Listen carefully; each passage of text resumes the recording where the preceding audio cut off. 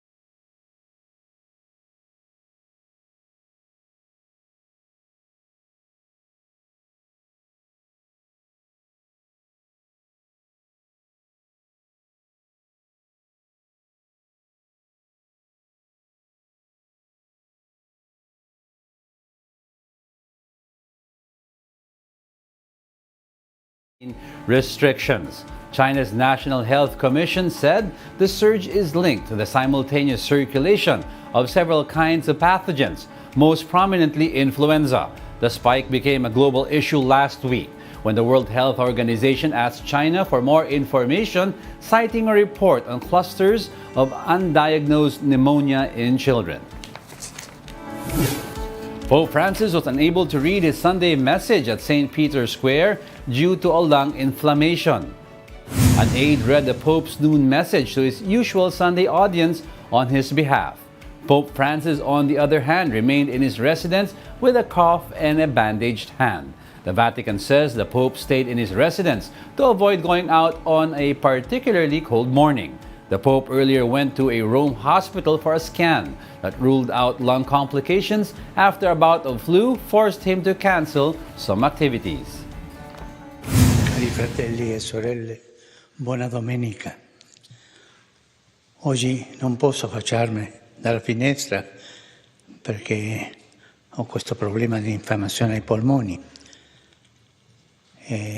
A leggere la riflessione sarà Monsignor Braida, che le conosce bene perché è lui che le fa e le fa sempre così bene. Grazie tante per la vostra presenza. Let's now take a quick look at other world stories we're watching. China, Japan, and South Korea agreed to restart cooperation and pave the way for a summit to ease tensions between the Asian neighbors. The three countries, however, have yet to specify a time frame for the summit. Sierra Leone President Julius Maada Bio says calm has been restored after renegade soldiers attempted to break into a military armory in Freetown. He adds that most of the perpetrators have been arrested. And rescuing 41 men trapped in a tunnel in the Indian Himalayas will take much longer than previously hoped as rescuers switch to manual drilling. This comes after the drilling machine sustained damage. And those are the top world headlines of the hour. Join us again at 9:45 a.m. as we continue to monitor the day's biggest stories. I'm Diego Castro. We are One News, all sides, all the time.